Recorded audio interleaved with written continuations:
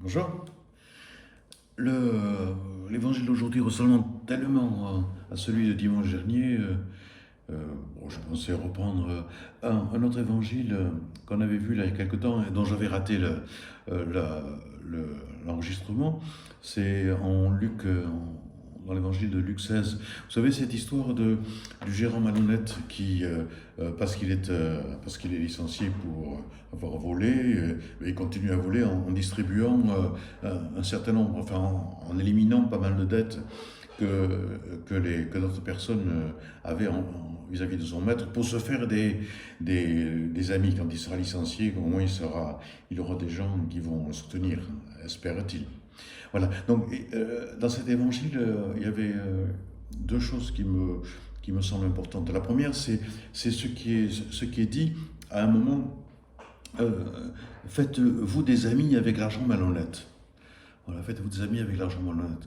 C'est un peu surprenant hein, comme parole. Euh, c'est donc d'après Jésus, hein, l'argent c'est fait pour se faire des amis avant tout. C'est-à-dire que l'argent doit servir à faire en sorte qu'il y ait de l'amitié autour de nous, qu'il y ait de l'amour, que l'argent c'est fait pour vivre, pour me permettre de vivre soi-même, pour permettre à une famille de vivre, pour partager, tout ça. C'est à ça que doit servir l'argent. Et pour ça, l'argent est indispensable. Jésus sait bien que sans argent, on peut pas vivre. Hein. Bon, de son temps, c'était moins vrai, mais de notre temps, c'est encore plus vrai. Enfin, l'argent, c'est un moyen indispensable dont on ne peut pas se passer. Voilà. Donc, de ce côté-là, quand l'argent sert à la vie, au développement de l'être, à notre, au rapprochement les uns des autres, c'est une bonne chose. Là où ça va plus, c'est pour ça que Jésus parle d'argent malhonnête. C'est-à-dire que quand l'argent est déconnecté de cette volonté de vivre, c'est à ce moment-là il perd son rôle. Quoi. Quand l'argent, on le garde pour soi, quand l'argent, on le thésaurise, quand l'argent, il est gagné au détriment des autres, ça devient de l'argent malhonnête. Malhonnête pour Jésus, hein, pour notre foi. Parce que pour, euh, pour la vis-à-vis de la loi, c'est pas malhonnête. Hein. Exploiter les gens pour gagner davantage, c'est pas malhonnête. Ça fait partie hein, du libéralisme actuel. Hein. Faire, ne pas partager ses biens, c'est pas malhonnête. Enfin, voilà, enfin, par rapport à la loi. Hein. Tout ça, c'est bon, amasser un capital qui ne sert à rien, hein, qui sert juste à gonfler une épargne. Bon, c'est pas malhonnête, mais pour Jésus, c'est malhonnête parce que l'argent à ce moment-là ne sert plus au service des autres, ne sert plus à agrandir l'amour, à agrandir la fraternité.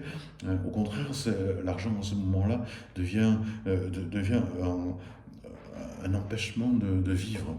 C'est pour ça que Jésus dit c'est difficile à un riche d'entrer dans le royaume des cieux parce que quand on accumule comme ça des richesses, ça, bon, ça renferme soi-même. Alors ça renferme sur soi-même. C'est pour ça que les deux choses sont importantes. Hein.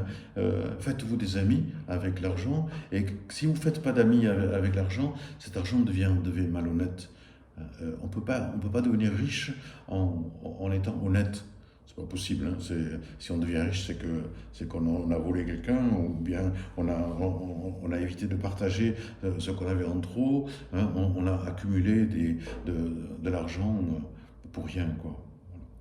Ça, c'est la première chose. L'autre chose qui m'a semblé intéressante dans ce texte de Luc, euh, c'est quand il dit, c'est quand il dit les fils de l'homme, les fils de ce monde sont plus habiles entre eux que les fils de la lumière. Et c'est là la deuxième chose qui m'a fait penser, parce que c'est vrai que les fils de ce monde sont très habiles pour gagner de l'argent. c'est impressionnant quand on voit les traders, quand on voit tous ces gens qui sont à la seconde près pour essayer de gagner un peu plus d'argent. Bon, ça me fait peur un peu, ça m'effraie, mais tout comme on ne sait pas à quoi ça peut bien servir, mais il y en a qui ils sont très très forts pour augmenter leur patrimoine, pour devenir de plus en plus riches, pour pouvoir de plus en plus prendre à d'autres pour gagner eux-mêmes. Hein, bon, ils n'ont pas peur de mettre des gens à la porte, de licencier, de baisser des salaires, de tout ça. Mais bon, ils sont très très habiles pour gagner toujours plus. Même si on se demande à quoi ça peut bien leur servir, mais voilà. Donc, et Jésus nous dit, bon, bon, et bien sûr, et je ne pense pas qu'il nous encourage à faire pareil, mais il nous dit quand même, on devrait imiter cette habileté, mais pour les affaires de l'amour, de la justice, de la paix, de la foi. Hein. Les fils nous sommes des fils de la lumière, et comment être aussi habile en tant que fils de la lumière que tous ces gens bon, qui sont très très habiles pour des choses qui nous semblent secondaires à nous. Hein. Voilà. Et ça me fait penser parce que je crois que très souvent on passe pour des imbéciles, quoi. Voilà. Bon, vous croyez à des choses, après vous croyez à ça, mais c'est pas possible. Alors on pense qu'on croit encore à la création en 6 jours, qu'on croit en Adam et Ève, qu'on croit au miracle qui nous tombe dessus comme ça facilement, il suffit de demander.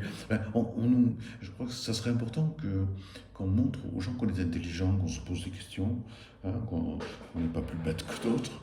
Hein. Et voilà, essayer de dire, essayer de montrer un peu une habileté.